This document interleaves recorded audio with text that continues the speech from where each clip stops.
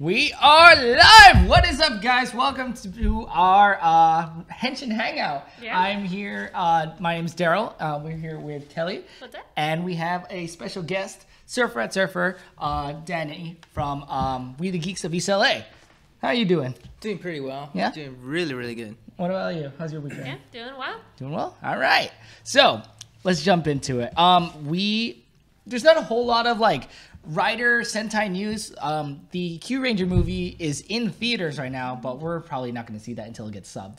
So, unless you're in Japan and have seen it early, you know what it is. But, a lot of stuff happens. I mean, I won't know what's going on until it's subbed, unfortunately. Exactly. I mean, we have a lot of, that kind of stuff hinted in the openings. I don't know if you know that, but in a lot of, they show little teasers in the opening. In the opening, and it's just like, oh, what's happening here? Oh, my gosh. Oh, my God. So, if you've seen the openings, you know what happens, but someone kind of eats it. So, yeah. Anyway, moving on to the Rangers. So, we're going to be covering episode 24 and 25. Episode 24 is I Will Be a Fighting Shield, and 25, Planet Toki, The Boy's Determination. So, let's start off with 24. Everyone gets their Kyuranger licenses. Oh, yeah, that's right. Everyone except Otori. They're like, he's not really a Kyuranger, so. He doesn't deserve one. Actually, something really interesting I saw with all the licenses, everyone has a name written on them, right? And Naga's says Naga Ray. No one ever refers to him as Naga Ray. And Naga says, oh, he has another additional name. That's kind of cool. I like that. I also like in the beginning, we kind of see Otori living in a tent, on the street. Oh, that's great. Is he a hobo now? He's basically a hobo at this point, and I love it. But then where do Raptor and Spada stay? They ran up to get him out of the tent, and I'm like, where did they just come down from the ship? Yeah, are they staying with him? No, they have their own separate tent somewhere else in Japan. It's like, you can't stay here. No, go somewhere else. I thought we made progress and everything, but yeah, no. So, and he's getting flashbacks. Yes, he's getting flashbacks of his time in this battle with the 88 Constellation Warriors. Everyone that fought with him in his previous battle, what was it, 100 years ago or something like that? Or 300? 300 years ago? 300 years. 300 years ago. He is old. That fateful battle, and we got to see a bunch of people just get lynched and destroyed. And one person in particular, he seemed to be really affected by, but we'll learn about him in a little bit. So, after that happened... I don't know if that's pronouncing right. Gabura? Oh, yeah! There was a villain, Gabura, and I thought that was kind of funny. Gabu meaning, chomp? Does it mean, Yeah, it's like a bite. That was one of the names of, the Red Ranger sword in, Kyuranger. Gabutira. Gabu. And it's in the theme song too. Yeah. Gabu, gabu, gabu. Sorry. Anyway, so we got to see this cool little battle, and then the Rangers kind of lose. So yeah, they do. It's not quite a battle just yet. Yeah. What happens is, of course, Lucky is Lucky, and Gabura kind of shoots out these tentacle things. Veins. I guess I'm not really sure what they were supposed to be. And Lucky, as he is, doesn't get sucked in, but then all of the Rangers get sucked in. He trips. He does trip. He falls backward in Lucky fashion. Actually, I think this is the first time that I've really seen him lucky. Yeah. Every other time, it was just this happened because I was lucky. But this is the first time I've ever seen it oh, I'm about to get hit, trip. It's the first time you get to see it, as an accident. Yeah. As if he really is. When we first met him, it was an accident. Mm-hmm. When he crashes his ship right next to the Kyurangers, killing the bad guys, and he's like... but that's what I mean. Things like that, it just happens. It feels But he crashed his ship, which is kind of unlucky as an accident. You know what I mean? It's it feels so forced, but here it was oh, shoot. Oh, I'm saved. It was okay, Lucky. I get it. You're lucky. But one thing I definitely want to point out was towards the beginning of watching the Kyurangers, I wasn't really a fan of Balance, but more and more, I really like him more and more with each episode, just because of his comedic sense. It's funny because it's when you get introduced, a whole new cast and such a big cast as Kyuranger, it's hard to pick your favorites. Yeah. You know, it's well, no, first he was my least favorite. Yeah, and then it's like for Lucky, it's like he's so annoying. I don't like him. Yeah, you know. I like when I was like, I'm so lucky, and then it kind of died down, which is cool. So and then it's like as the season progressed, you're like loving everybody as a whole. You know what? I'm like jumping back really quick to when they were on the ship. I remember how I said last time. I was like, I really like how Lucky's kind of jumping into this leadership role. I don't really think that's necessarily true anymore. I think it's just like he's becoming really the heart of the team. I like that, knowing that like he's becoming a more serious and competent fighter as the episodes progress. Like before, it was just like, yeah, let's just kind of wing it and like see what happens. But now he's like even acknowledging Otori. He's like, no, he's no comrade of mine. I hate that guy. F that guy. And it's just, I like that he doesn't really just like everything. He's like actually has thing. And so it's nice to see that contrast when all this thing happens. Like all his teammates are taken, and now he's being forced to work with him again. It's like, hell no, I won't work with you. That was really, really cool. But as I wanted to continue with Balance, there was actually a moment that happened that was like, every time.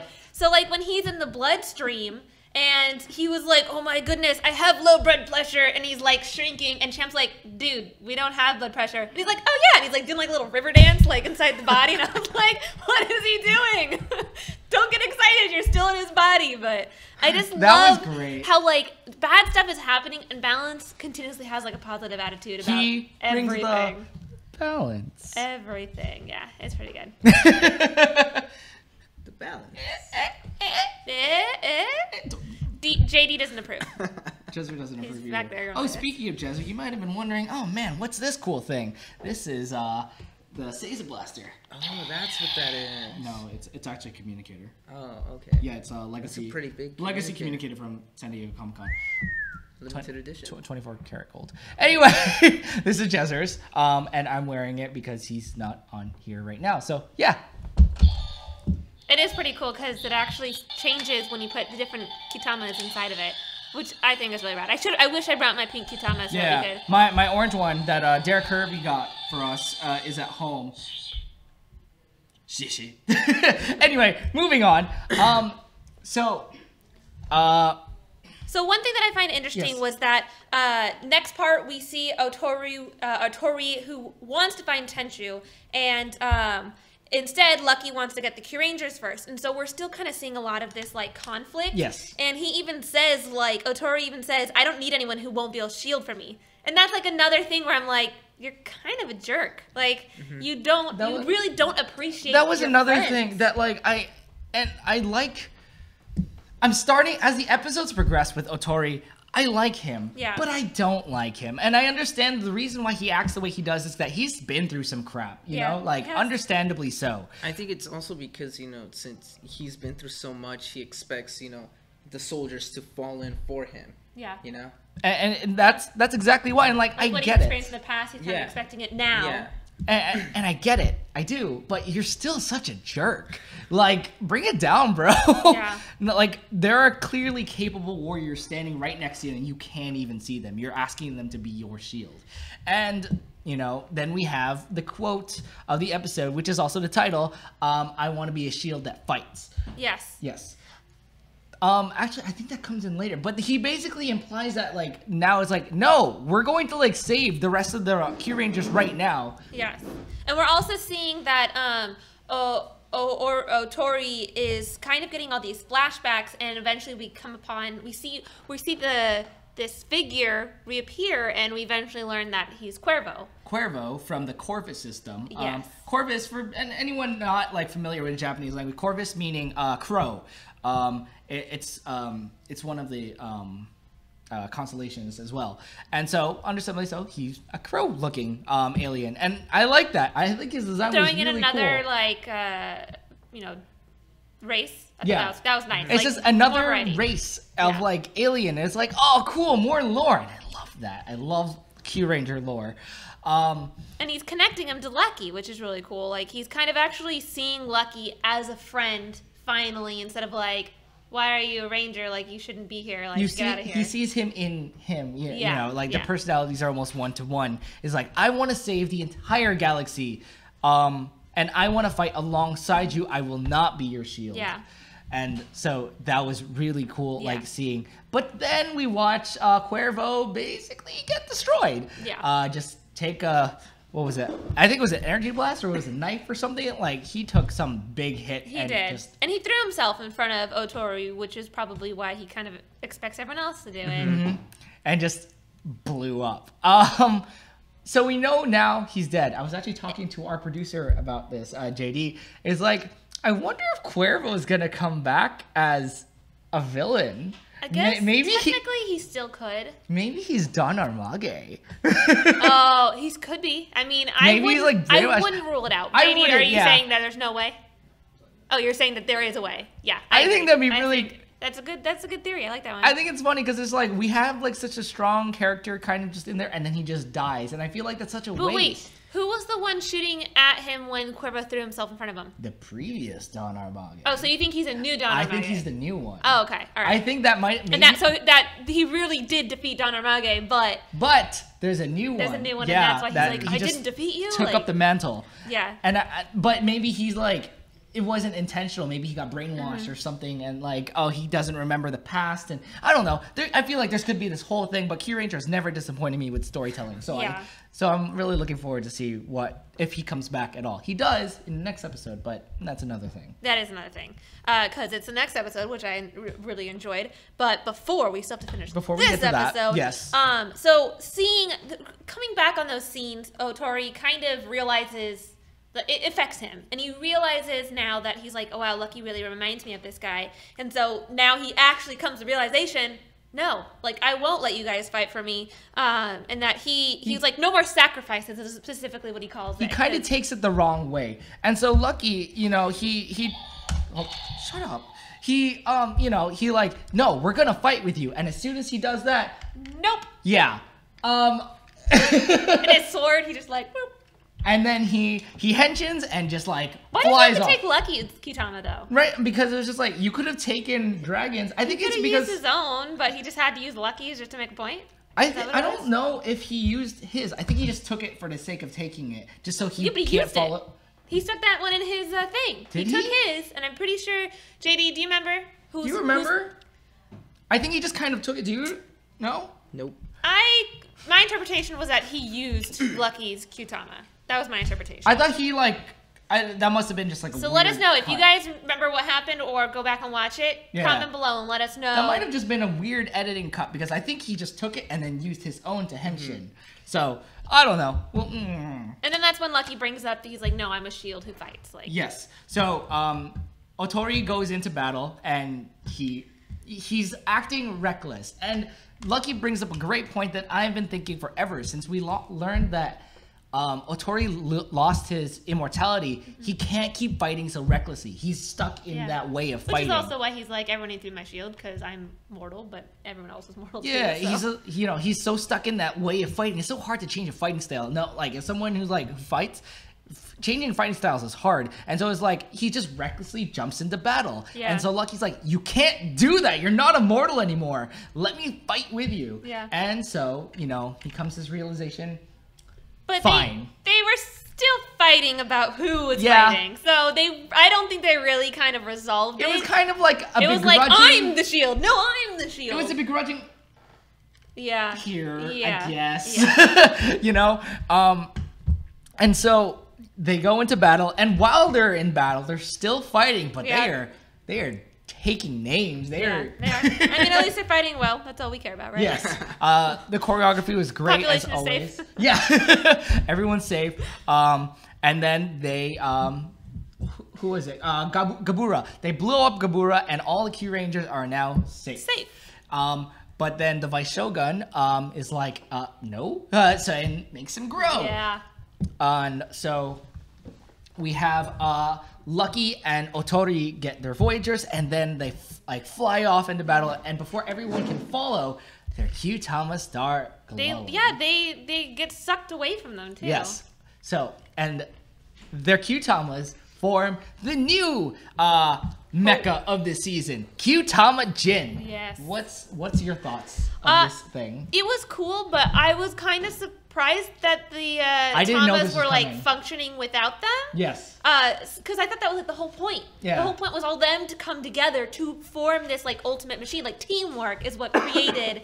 I think it's the just. Jin. I think it was just the fact that it was their teamwork, but at the same time, yes, it was all the Kyutamas. The Kyurangers were kind of surprised that their Tamas were leaving them. I think it's also because it's like the first time they're all together. They were all scattered.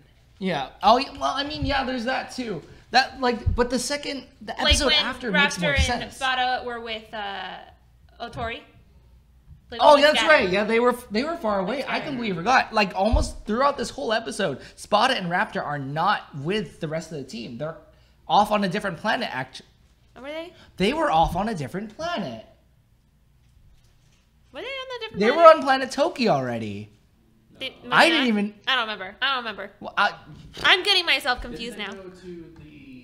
okay, that's what I mean. They went to Planet Toki, and so. It wasn't Toki? It's other planet. Oh no, Toki, because that's the clock. They weren't at the clock one yet. Oh, that's right. That's right. But they were. I think you're right. They were at a different planet. They were off world. Yeah. And so their Kyutamas, I guess, flew back to Earth and created Kyutama Jin. This thing looks great, but Yes. again, I agree. The teamwork thing is like all the Kyutamas created this giant mech, and the only ones piloting it at this point are Otori and Lucky. How did you feel about that? It was cool. However, for that reason that like if all of them came together, all of them should have been piloting it at that point. I think so too. I think that the Kyurangers are the ones who should be forming the Jin, not the Kyutamas just themselves. Yeah, this thing should have been debuted in the next episode, and it would have been better debuted in the next episode too. Because there's a part where it makes sense. Yeah, it makes sense. Here it's just kind of like, okay, so we have Otori and we have Lucky, and they're like, oh, they're working together now. Yay! New mech. Yeah. And it's just, huh. Oh, cool. Everyone just cares about the Red Rangers. Yeah. That was a really cool Shady's like, battle. yeah, that's right. That's what I remember watching that though last night, and I was just like, oh wow, this is really happening. This is huge. This is ridiculous. But I like this. Kind of throwing all the good stuff out as fast as they can. They are. It could be looked as a good or bad thing. Hopefully that means there's more stuff down the road. I know of a couple stuff, rumor leaked stuff, but I won't talk about that for the sake of spoilers. So that whole battle happens, and then we have Otori now in the Orion Go, and we give him his first Kyuranger license. Well, before that, there was one thing I wanted to point out that was another little humor. I like the little humorous things that they throw in there. And when they were in the Jin, the bad guy was using the Garu as a shield, and and Otori was like he said, "What a cretin using others as a shield," and then Lucky's like, "What?" Like, I was like, oh yeah, this is classic. You're not allowed to say that. Great. Another thing actually in this episode, when they first get in it, Otori is like, this thing is actually really hard to control with just two of us. And I like that's even acknowledged. Yeah, acknowledging. It's not just like, oh wow, this is so cool. It's like, why is this? What? This feels wrong. You know? And again, it gets mentioned next episode, which again, I feel like would have been debuted better in whatever. Yeah. Anyway, so we get the Kyutama license for him, and then we learn. AKA, he's part of the team now. Yes. We finally accepted him as part of the team. Lucky is like extends him a handshake, and there's that whole heartfelt like, yeah, you're one of us now. Yeah. And then Kotaro was like, oh, I have a gift for Raptor. Where are they? Oh, they're off-world. They're trying to find... Oh, no, they were on Planet Toki. They were. They were trying to turn the keys, and they weren't... It wasn't working out for them. You were right. That's right. They were trying to do that. But it wasn't revealed at the time, I don't think. I think that we didn't know that what they were doing until the end. We didn't know until the very end what they were doing. Anyway, for everyone, That makes sense. they are on Planet Toki. So Otori sent them on a mission to obtain a certain Kyutama, the Do you remember? You know, I wrote it down, but it autocorrected Tokyo Kyutama, which I'm pretty sure that's not what it was called. The Tokyo Kyutama. So I guess it started with the T, and my phone's like, "Oh, you mean Tokyo?" Because I don't know all these words, and I was like, "Great, wonderful." Toki. I don't know. We'll talk. Well, it is Planet Toki, so it could have been Toki, the Toki Kyutama. For the sake of that, yeah, we'll call it. I guess it's the Toki Kyutama. Tokyo. I don't know. I don't know why it corrected to Tokyo. So. Anyway, this Kyutama is universe breaking because it allows someone to travel into the it controls time. It controls time, I'm so you a little can't. worried about It's not. that. That's not never good. That's So never good. for the reason that Sentai and Power Rangers always have a bad history of like, here's the element of time travel. Now we're gonna use it to change plot. I feel like Kyuranger has a good grasp of storytelling where they're not gonna screw it up. Yeah. But it worries me because the history is not good. Anyway, so we get an incoming call from Raptor, and Spot is like, "Hey, we need help!" And off planet they go. Yeah. So, what did you think of this episode? You know, it was Overall. all right. But I had watched this one just before the next one, and As you should. the next one is I really enjoyed it, and so I felt like that one overshadowed this one, so I didn't enjoy it as much, but only because I really liked the following episode. So I kind of felt like, but I felt like it's biased. That's the reason why I like watching these episodes in succession, is because then now it's like, okay, so we have this one, and then we have this one, and we can see how they are comparatively. I think it's because it's like they don't want to keep you bored. Yeah. So they show you a good one, and then another good one. I think you probably Because did. if they keep amping it up, like every single, that was awesome, that was even more awesome, so they don't kill your expectations. Yeah. So by the time you get to like episode 6 of awesome, it's like, oh, that was awesome, but it wasn't as awesome as the other episode. As the other episode of awesome. So for me, I guess I'd rate it 3 Kyutamas out of 5. Just because it was like, it wasn't disappointing. It had like it had plot development. Yes. Lucky and Otori there was a lot resolved their happening, conflicts, kind of. They're now officially a full team, which is great. And I love balance, as like becoming more of a balance fan with each episode. So funny. And so it was good, but it wasn't as good as the following episode, which is why I'm giving it a 3. Like after like finally talking this episode out, I was gonna give it like a full like 4.5 stars. I think I'm just gonna shoot it down to a 4 because there were little problems, like the whole like only both of the Red Rangers piloting, I agree. And like, you know, there was so many strong points in this episode, but it wasn't as strong as it could have been. Yeah. I agree. I give it a 4, just for the sake of, you know, the whole. Here's this giant mech with 2 Rangers. You know, I thought it was a throwaway. Just, you know. So buy the toys. Buy the toys. No, well, not just buy the toy, but I think it's more of like. Buy the toys. This episode wasn't great, but we got a giant Megazord, you know. It was cool. Oh, and the sequence didn't take too long. That made me happy because Otori's mech is just ridiculous. Landing base, satellite, Seriously, rocket. he gets everything. He gets everything. No wonder why he thinks everyone's his shield. They gave him everything. I want to be your shield. I did notice though, when he gets shot in this episode, I can't remember, he falls and he starts bleeding, and then Lucky's like, "You're not like immortal anymore."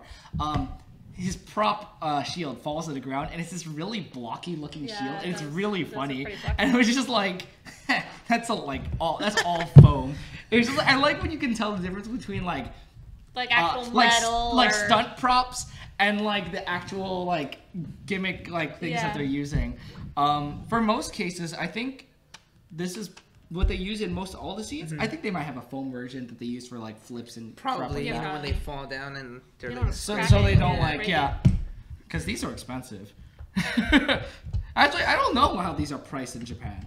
If you were to import these to America, these are pricey. Yeah, the import fee is probably not. So I wonder if anyone actually knows like a general price of what they would be. This is why I can't get any decent Sailor Moon stuff. Yeah.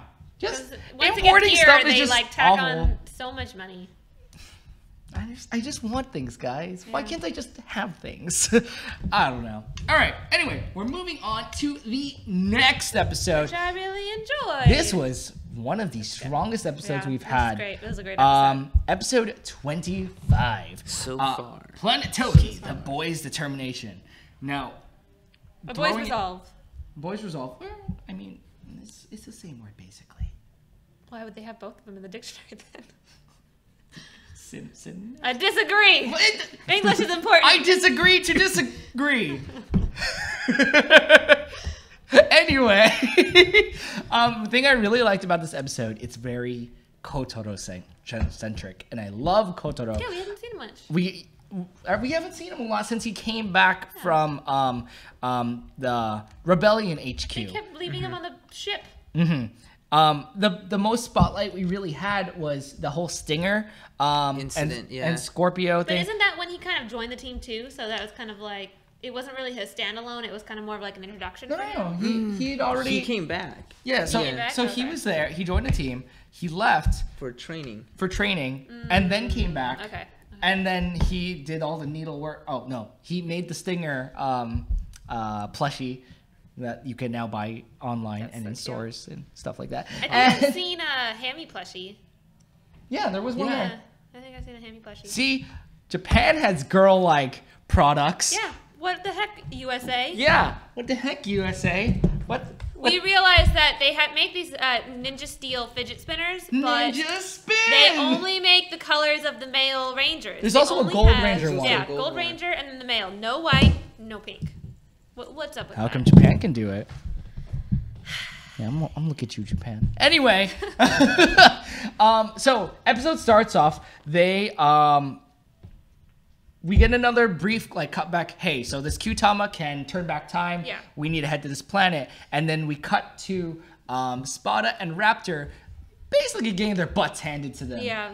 And then bullets fire, and then the rest of the team joins up. Well, before they join up, I think while they're still on the ship and Kotaro,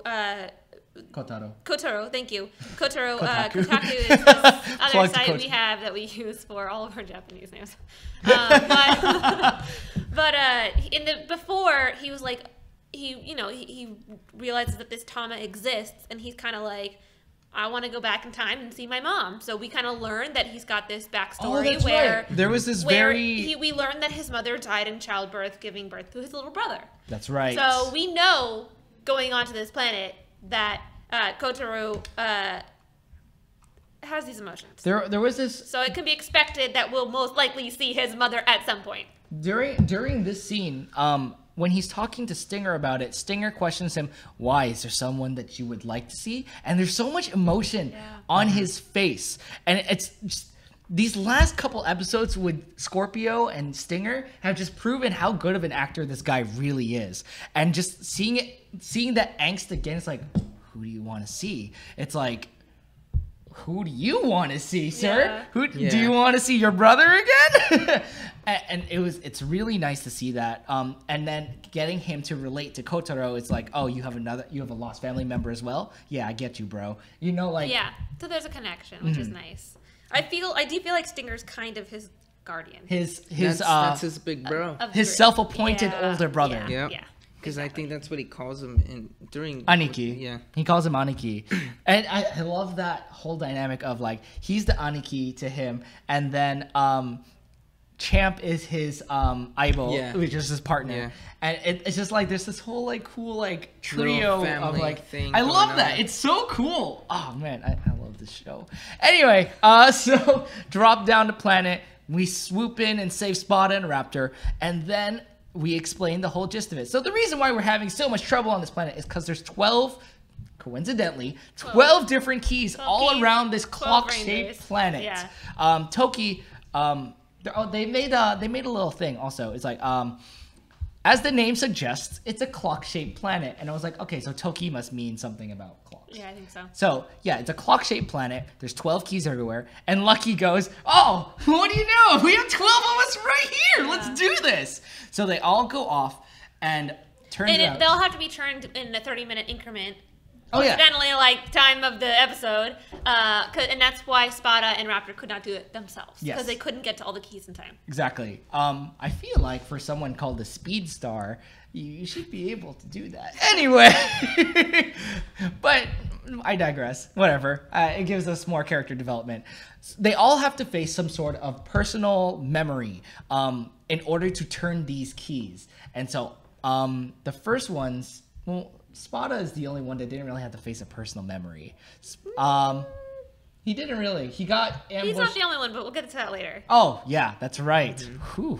So Spada didn't have to face a personal memory, but Madako comes back, and she's acting like her old self. So, I mean, technically that's a memory, but it wasn't really a memory. It was the Vice Shogun. He was like, hey, look, more octopus ladies. Go fight them. Well, a few of them had encountered past enemies. Basically. Yeah.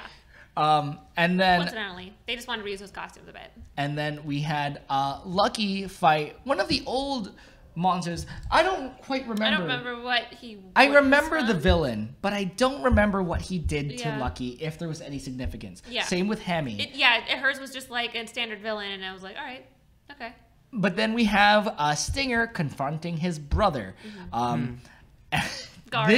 This scene was great. Which one? The Stinger thing. When he like puts him in that little chokehold thing and yeah. slams him into the ground, it's like, I'm not the same brother I used to be. Yeah. And instead of struggling against him, he like pins him up and like slams him into the ground. And he's like, whatever, turns the key. I was like, yeah, get him, Stinger. Oh man, he's really grown up as a character. And yes, and as you said, Garu. It was definitely a comedic moment that they wanted to throw in, and also I think they wanted to reuse that costume again, where Garu faces himself just as a female. He's like, "Oh my god, the most traumatic moment of my life. Why?" He even says that. He's like, "Oh, this moment really scarred me, Yeah. huh?" that was great. I love that they acknowledge this, I love that and it episode. wasn't just a throwaway episode. It was actually like, Well, in that episode, they did their dance too. yeah.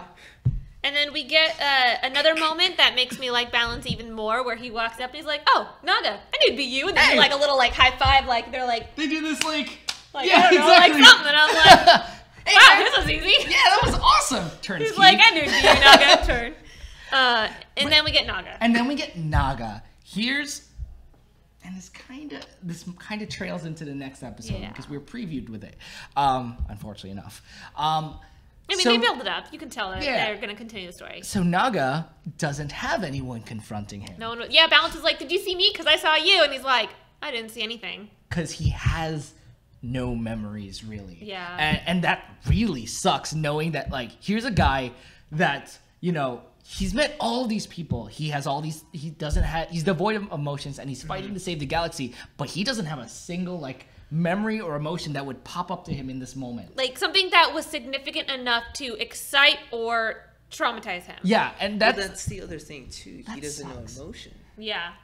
and so that makes you wonder if would you have memories if you didn't have emotions, like things like Well, I think he has memories. It just wasn't a significant enough Yeah. memory for him to to react battle. Yeah, exactly. And so it's like that really got me thinking. Is like he doesn't have enough emotion to attach himself to a memory that he would have to fight it. Yeah. And And that's, he was affected by it. yeah, and I was like, that's really I mean, deep. Balance That's- didn't really need to fight Naga, but I think it made him happy. I think it was kind of Yeah. more of like a happier memory. Hey man, what's up? How are you? Yeah, let's turn this key. What up? And that was was great. That was great. It was great. I I loved it. love that scene. So they finished it off pretty quickly. Spada is still fighting Madako. Raptor. We haven't touched upon Raptors Yeah. yet. Oh no, I know. Oh, okay. Because they showed off these like 6 of them. It was like, oh man, we're doing really well. Yeah. And then it cuts to Raptor. It's like, I don't know who to choose. Basically, She's- everyone's proposing to her, Proposing and to she's her. like freaking out. She's like, "Oh my god!" We have Sholumpo proposing to her. We have Champ, I think, proposing to her. We have Spada, and we have not Garu? I remember Spada and Otori, Oh, and that's then right. Lucky. Yes. Okay, But really, Lucky was there. Really? Lucky was I had there. no idea. And I Garu love. wasn't there though. I love that's Garu. what she has to battle. Her delusional like husbando daydreams. And it's so funny because it fits her so well. Yeah. And I'm glad this wasn't just like, oh, here's another monster for you to fight. This is like legitimately like... This is the toughest decision of your life. Oh my gosh! See, this is the thing I like about... It's not about... really a memory. It's not. It's Well, just... It's like a daydream. I feel like since she's the dreamer. Yeah, and it's the dreams that she's had in like previous episodes. Yeah, her Because daydreams. there was that scene with Spada. Oh, yeah. And then there's the other illusions of her saving other people. Yeah. You know. It's true. So. I think maybe it's one of those... Maybe she's one of those people that she delusions and lies to herself enough that it becomes truth for her. Yeah. Because, you know, I know a lot of people that do that. Like, I have a specific friend in particular I'm thinking of that's like, he lies to himself. No, he lies to himself all the time. And so when I bring up things to him, it's like, hey, remember when you were joking about that one thing? He's like, no, that was real. I was like, it wasn't. It's the farthest from truth. But yeah, it's just, I think that's really cool. This is one of those sequences that if you were to do this in Power Rangers, depending on how it's handled, it would not be done well. Yeah. It won't work. Did you watch Power Rangers Jungle Fury? No. Jungle Fury, there was... Jungle Fury. Okay, so there was a scene before they had to unlock their master mode, their ultimate mode, where they had to overcome their past fears. Their greatest fears, actually. And so it was really dumb because Rain Ranger was like, what was it? He was afraid of the dark. And so they put him in a bed and a dark room. And he was just like, it's so scary. And then the Blue Ranger was like, he had to be on a stage and like overcome stage fright. Yeah. And everyone's kind of booing him. And it's like, stop that. I'm not afraid. And then I forgot what Yellow's was. She was afraid of spiders. That one was kind of legitimately kind of like creepy, but it was just like, what? These are not legitimate like things you have to. I feel like that they had Ninja Storm did that. Yeah, and they did that too. I feel like it's a recurring thing because Mighty Morphin had that too when they go to the Island of Illusions. Mm-hmm. Yeah. It's funny, but like when it's done in Power Rangers like that, I don't think it's just executed well. But when they do it in Sentai, they do it in such a way that it's like, one, it's funny, and two, it makes sense. It makes sense and it's true to the character, and I like that. Yeah. So, who is next on the channel? Well, and then we go back to Madako because Madako keeps appearing. Oh yeah, Spada's having all sorts of trouble. Yeah, Spada's having trouble, and it was actually kind of funny because there's like one version of Madako where she actually has a crush on Hammy. Yes. And she's got like the Hammy like heart signs that she's holding up, and she's trying to. She was funny. I like her. She was very delusional. She was. And so then we cut to Kotaro, and he gets to his key. Oh no, Sholompo. Oh yeah, I forgot about Sholompo. Sholompo. That was pretty funny. He shows up to his key. His key, and it was his friend. So he has he sees an old comrade, Big Bear, and he kind of gets powers. transformed into his younger self. Mm-hmm. And so we see him about to have to face him, but it doesn't cut to him. It doesn't finish. It doesn't finish cuts yet. away. Yeah, it cuts away, and then when you get to Kotaro, who he encounters his mom. He's like, "Oh, what's up, mom? Hold on, I gotta go turn this key." And then as he's turning it, she's disappearing. He's like, "Oh, wait a second. Once I turn this key, my mom's gone forever." I mean, it's not as nonchalant as she's making out to be. It was very emotional, but it was that's basically what it was. It was like, Mom, hold on a sec, Mom. I have to wait a sec. Yeah. And after that, he has this whole thinking if I turn this key, the memory of my mom in this moment is gonna disappear. Yeah. And the thing I liked about this memory of his mom, it's sentient. It's like, oh my gosh, how have you been, son? I've missed you. And it's so emotional. And the end of this episode killed me. I cried, actually. I teared up. This episode killed me. But my one concern is that I felt like the actress who portrayed his mother didn't show enough emotion in her face. Yeah, I do agree, though. There was times where I was like, acting was believable, and then there were moments where it wasn't. It was more of an expression from her voice rather than her face. Her face kind of just stayed the same. There was a little bit towards the end of her scene where she smiled a little bit, but it wasn't a lot. Completely agree. For such an emotional scene. Mm-hmm. So while Kotaro is thinking about all this, it cuts back to Sholompo, and they're just chilling out. They're having tea. They're having tea with each other, and how have you been? Oh, I've been pretty good at myself. It was pretty funny. Great. And they're like, Sholompo, wrap this up. And he's like, oh yeah. And so he gets up and turns. Oh yeah. So Balance comes out of like, yeah. So, you have to turn that key. Yeah. You know, as he like chugs down that tea and everything. Oh, it's like, oh yeah, sorry. I'll talk to you later, Big Bear. I love how nonchalant that was. Yeah. That was great. Yeah. It's like just having an old conversation with your old pal, you know? Yeah. Hold on, I'll be right back. Yeah. And that leaves Kotaro left. Yeah. Oh no, not exactly. We have Otori. It cuts to him, and the one who he has to face is who we talked about last episode, Cuervo. Care about him. Yes. Because I don't care about him. He basically. I didn't forget. I ignored. Yeah. This was a very because this is one of those moments where it's like, okay, now he's like really part of the team. He's really kind of come to accept the Kyurangers. And so now that he's like facing Cuervo again with this new mentality, it's like, so I'm trying to save the galaxy. I'm sorry about what happened. Key turn. You know, he's basically really come to terms with like, I have to move on. I can't just like live in the past. And that's such a nice moment. And that's one of the things, like, I don't want to like Otori, but God, he's making me want to like him. And I was like, oh, stop. I think he will get better. Yeah. Because he's got to change a heart now. You know? And it's like you're growing with his intentions now. Yeah. So you're judging now every good action that he's doing. So you're kind of feeling sorry for him, and you're like, he did good. You know how Joe is always talking about like which Kyurangers we are? JD and I were talking about this actually, and we're pretty confident that Otori is Joe. Joe thinks that he's Otori too. I'm like 100% because he's cocky and he's always like, I'm the legendary savior. Yeah. Whatever. But ultimately he does what he does for good. Yes. And so it's an understandable thing. And it's like, yeah, I totally get it. And we can see it every day when we're here at the studio. Yeah. It's like, hi, what's up, Phoenix Commander, Phoenix Soldier? It's funny. So then, yeah, now it leaves Kotaro. And he realizes that he's got to say goodbye to his mom, but they still have that one last battle with the guy, I can't remember his name. The Vice Shogun guy. So and his mom watches him, which is like a big deal. Throughout the whole time, though, his mom is like, no, you can't. You're going to get hurt. And he runs away from his mom, and he's like, Mom, this is something I have to do. But before that, all the freaking morphs. There's so many. Before that, Otori and Kotaro have a little powwow. It's like, if I turn the key, I'm going to lose her. Yeah. And Otori is like, look, bro, like you can do whatever you want, but if you want to save the galaxy, you have to do this. I want to save the galaxy. Yeah, and Kotaro is like, that's what I really want to do. I want to save the galaxy, but I love my mom so much. And it's just... It's one of those sacrifice burdens. Yeah.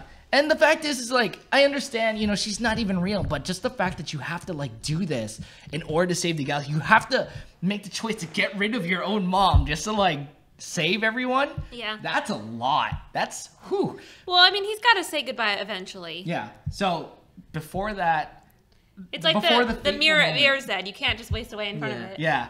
Before the fateful moment, he's like, Mom, I want you to watch me one last time. I'm going to fight so hard. And, also really quick, I wanted to point out, I was wondering what happened to Kotaro's brother. He mentions in this episode he's staying with Grandpa. I didn't know he had a grandfather. So yeah, so he does have family. Yeah, he does have family. They kind of he joins the Kyurangers, it kind of seemed like it was just two kids. A lone wolf with his brother. Yeah, and I was just like, did you just leave your brother to fend on the streets, and you're just chilling in the Orion Go? Like, are you kidding me? That's what I thought too. It's like, you're an asshole of a brother. Like, I don't care if you're saving the galaxy. Bring your brother with you. He did say that he promises his brother that he's gonna save the galaxy. Yeah, but it was just like. Yeah. Okay, at least you have family. I get it. Anyway, now we have the really cool morph sequence, which was very long. That was awesome. After a while, I was like, "Are we still going on?" Yeah, this is happening. Yeah. Carlos and I did a little fan dub for this morph sequence in particular. You can find it on YouTube. I forgot Helmets and Henshin. I forget his name. There's a YouTuber that asked us to be the voice for that, and I'm red and he's yellow. What was your lines? I forgot my lines. Oh, come on. It was like 2 lines. Yeah, you know what it is. Go on. It's with the speed. I don't know it. Okay, all right. So little quick backstory, guys. I butchered that line. He butchered this line. Okay, so the lines that we had were really cool. So mine for Red was, with the heart of a lion, Power Ranger Red. That was mine. For Carlos, he's like, with the speed of a swordfish, Power Ranger Yellow. So he did. Wasn't it, right? We thought that was gonna be it. No, when he recorded for this, he did with the speed of a fish sword, With the speed of a fish sword. Then. Power Ranger Yellow. Anyway, moving on. That's just some tidbit information. If you want to see the video, ask me on Twitter or Instagram and I'll link it to you. Anyway, awesome fight scene. This whole fight scene was incredible. The choreography was great and I love it. I did like there was a moment where when they finally defeat Medako and she did like rock on hands while she's dying. Yeah. Hearts and everything. The helmets and Henshin network. Yeah. Cool guys. They edited the whole thing for us. Oh, yeah. Anyway, fight scene. They had, they did the ultimate all-star crash with all 12 You of said it the this Rangers. time. She couldn't remember it last time. I wrote them down because I knew I was going to forget them if I tried. Last time I did everything from memory, and it didn't work out so well. This time, Ultimate I had All-Star to Crash! So they had all of them do the ultimate all-star crash, all 12 of them, which is the first time we've seen this. Yes. And they also call on the Kyutama Jin, where all of them are actually inside of it this time. The best part about the Ultimate All-Star Crash, though, is that they were all in the shape of a star. Yeah. I think that was my favorite part about that. They also did like a separate attack where they break off, all of the Kyutamas break off, and they're all like separately, like individually attacking them. Oh, like, they break off. That was in the Kyutama Jin. So Yeah. all the Kyutama Jins, like, all the Kyutamas kind of just, like, jump off. And like, then, like, form they're doing their little separate attack. This laser and stuff like that. Oh, so much happened in this. So much was happening. This was a pretty big. They also had the ultimate meteor break. So there was like a the ton of stuff, episode. which made This was a sense fantastic because episode. all 12 Rangers are battling, which usually they had the Qlet just because they didn't want all 12 of them having to do this all the time. So this was like a big deal, a big fight, and it went out with a bang, and it made for a great episode. Kyutama Jin was awesome for the reason that, like, one, we brought it back to the last episode. Otori is like, oh, this is easier to control. I love this. This is great. And then there was a point where he was about to get shot, and Otori's like right here on the Megazord. And so they get shot, and he's like, psh, dodged it. I was like, are you kidding me? Yeah. You can do that? What is that bull crap? Oh, man. It wasn't bull crap. It was good thinking. It was good thinking. Yeah. I mean, but yeah, I love this episode. Yeah. This was... And finally, Kotaro says his goodbyes. Kotaro says his goodbye. He turns the key. They hug. And oh my God, I cried. I teared up. I teared up. I was like, oh, what is... Nope, I'm watching Super Sentai. No time for feels. But no. Super Sentai has feels. And when it does, that's when you know this is like great writing. Because it's like, oh gosh, I feel something for these people. Mm-hmm. He lost his mom. Again. But this time he actually got to say goodbye, like, Yes. officially. Which was nice. A little closing. It was great. So that all finishes up. Everyone's key is turned, and now we've unlocked the Tokyo Kyutama. Yeah. The Toki Kyutama. Yeah. So this thing is pretty cool for the reason that it's gold and red. And I was like, oh no, it's gold, red, and blue. Yeah. So, red, blue, gold. I was like, huh, that's really special. I really hope they don't screw up the timeline thing. I want to see what happens. I'm hoping for the best. Well, you gotta also think in mind that I think is it a different universe with like Gavon and Deca Ranger? Yeah, we have all the different universes, and that was a nice little throwback too. That they didn't just do it and it like screwed up everything. It was just like, we're in your universe now. We kind of did a thing, and now we're out. Yeah. So it wasn't terrible, which is why I'm a little concerned about the time travel thing, because in past experiences, I mean, something bad's gonna happen. You know that's inevitable. Yeah, it's just it's not just gonna work out perfectly for them. There's that other Tyson film with Kyuranger, with Gokaiger, Kyurangers, Tokyuger. I didn't see that. How was that? I haven't seen it either. Oh. That's what I'm saying. It also like makes me question, okay, so are all these other Sentais in the same universe? Or... Because as I've explained before, there's all these different universes within Sentai. There's the movieverse, there's the Gokaiger-verse, which is essentially linked within the movieverse. Each season has its own universe, and then there's, I guess, the Kyuranger-verse now. So each one has their own little, like, world. Yeah. And so it's like, where do the Kyurangers exactly fall into that? So that's going to be interesting to, like, find out. So wrapping up this episode. 5 out of 5. 5 out of 5. 5 out of 5 Kitamas. Are you sure? Are you Yeah, positive. I Great agree. episode, I loved it. I agree. It had feels. It had an amazing overall cool henshin and amazing fighting. Speed of a fish sword.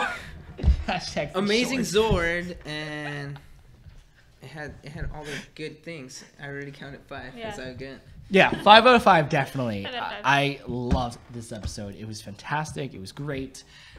Oh, I love it. Before I forget, I remember what I want to say about the last episode really quick. Do you remember, or you weren't there, I said this on hashtag After Dark, that it was a question, it was a super chat question. It's like, if you had to pick like the Rangers versus a villain from another franchise, what would you pick? And I said Thanos, because Thanos with the Infinity Gauntlet versus the Rangers. Any of Team Rangers, I would love to see that, because Thanos is just so super all-powerful. And the Rangers just are not. Yeah. But the reason I say that is that any Ranger team could beat Thanos for the pure power of bullshit. Because no matter what happens, exactly exemplified in the last episode in 24, no matter what happens, something's gonna start glowing, and it'll give them just enough the power to beat whatever's fighting them. And I'm just like, that's why I didn't like when Kyutama Jin showed up. It was like, what? Yeah. Okay then. Well, It's do you feel better about Kyutama Jin when all of the Rangers were inside of it? Yeah, yeah. If it was debuted in this episode, I would have been 100% better with it. But It's because there's more reason to. Yeah. Yeah, there's way more. I mean, is this something that only Otori could summon? I Is think that so. why it came apart? Because it came after he did his rocket ship thing, which Yeah, I don't think it I came wrote after the he- name of that in my notes, but whatever it's called. Yeah, it came up after he acknowledged the rest of the team. It was like, ho, Voyager. There we go. Oh, Voyager, come on the go! Come on the go. Come on the docking! What was it? Come on the super docking? I don't even remember. I would not There was remember just that. so many... Whatever. Anyway, that I pretty have a much... terrible memory, guys. I apologize. That's why I write notes to help my brain recollect. There's just so much happening. All right, guys. So we're gonna wrap it up here. What? Oh, wait. I'm just kidding. Yeah, we still have our comments. Woo, I'm just kidding. What's this? You guys, you passed. Okay. He has too much Kyutama in his head. So the first comment is for me. So let me get that out. Oh, hey, we just plugged you guys too. The Helmet and Henshin Network.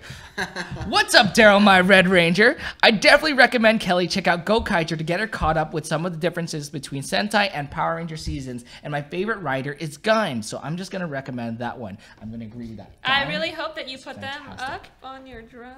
Fun fact. Hint, hint. Darrel voiced over Guy. Oh yeah, I have a voiceover of Gaim because it was one of those seasons that, like, you know, it's never gonna come over to America. So I fan dubbed it over, and you can find that on VidMe. Actually, I tried uploading it to YouTube years ago, but it got copyrighted striked, and it was really dumb. It was stupid dumb.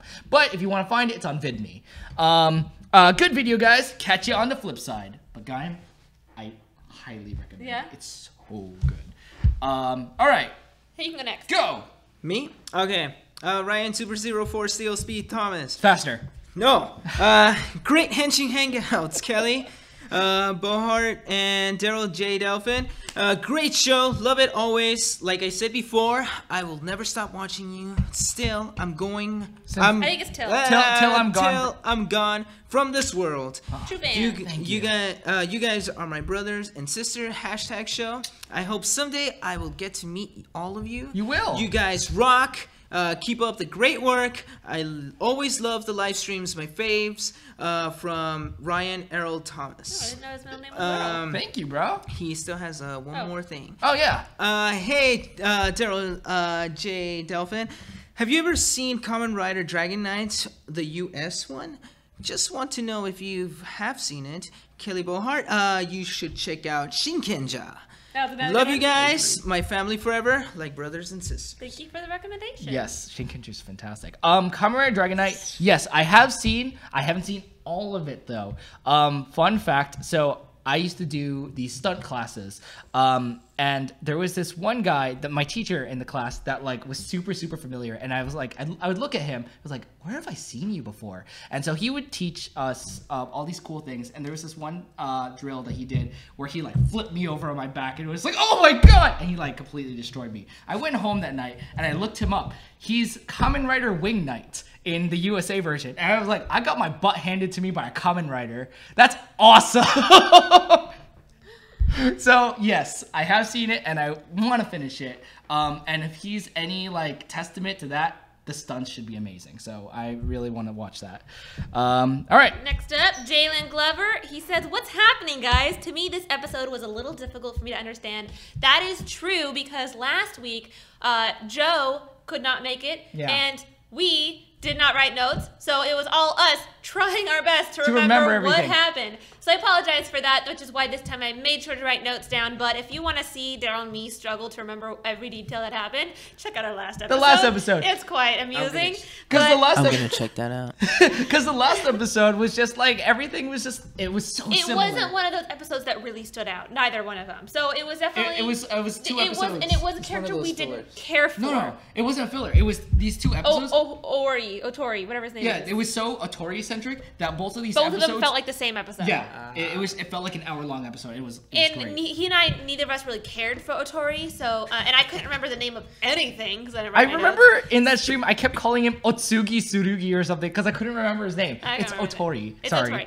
But yeah, that's what was going on this time. We're a bit more collected. Yes. Overall, I love it. Hashtag Kelly is bae. Thank you so much. Hashtag Kyuranger is awesome. Stay awesome as always. Sincerely, Jalen. P.S. Hopefully I'll fly out to work with you guys someday. Save me a seat. One day, man. Just let us know when you're out here. Just shoot us a message or something. Be like, hey, I'm out in California, and I mean, we'll try our best to meet up with you. And there's a seat right here.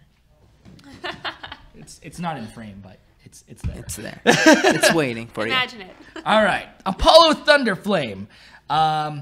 Kamen Rider Forze is one of my favorites as well. Awesome. I like love that one Forze. It's only topped by Agito as my all-time favorite. Quite the accomplishment considering it was only the second one I watched after Kuga. I haven't seen Agito or Kuga. I need to go back. Kuga. Also, quick correction. Ryuki was not written by the guy who wrote Gaim. I think it is. JD, can you do a quick search?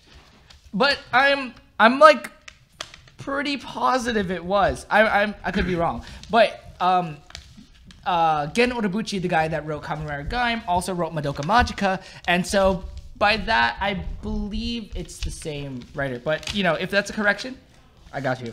And fun fact, Forze was written by the same writer as Tengen Toppa Gurren Lagann. Oh, I have to say that again. Tengen Toppa Gurren Lagann!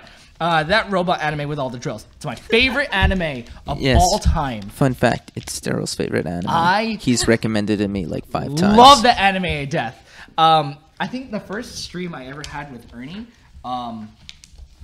he was asking me, what's your favorite anime? And it was like Gurren Lagann.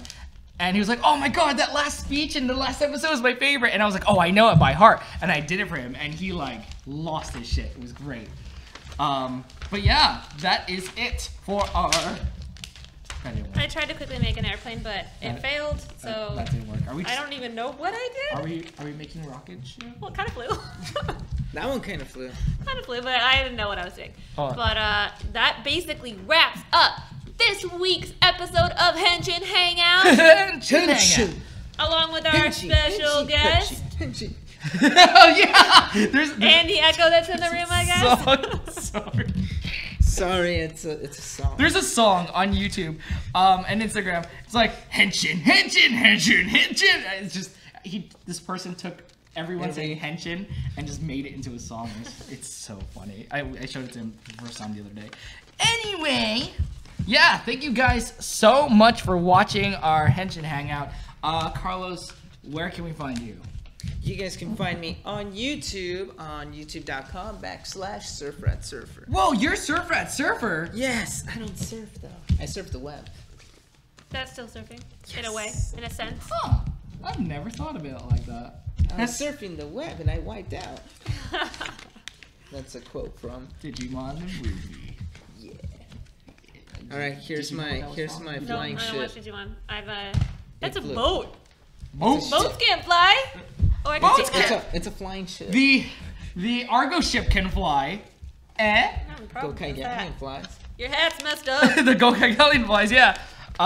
Kelly, where can we find you? You can find me on all social media at Cranky Cupcakes with a Z at the end. You can find me on Tuesdays on Achievement Unlocked, where we do our video game stream and talk and whatever thing. If you play video games, go check us out. And on Saturdays with the Ranger Wrap-Up. Wow, you're busy. Ranger Wrap-Up. And Darrel, where can we all find you? You can find me every Thursday on Anime Super Chat. It happens roughly 8 o'clock, and we're going to be talking all anime all the time.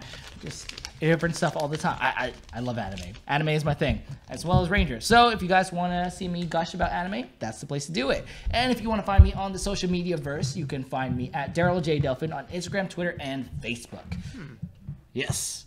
Oh, and VidMe now, too, because I have 2 videos up there. So if you want to see me on VidMe, there you go.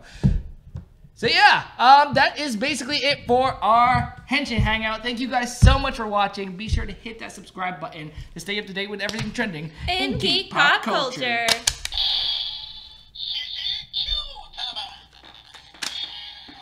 Size a change!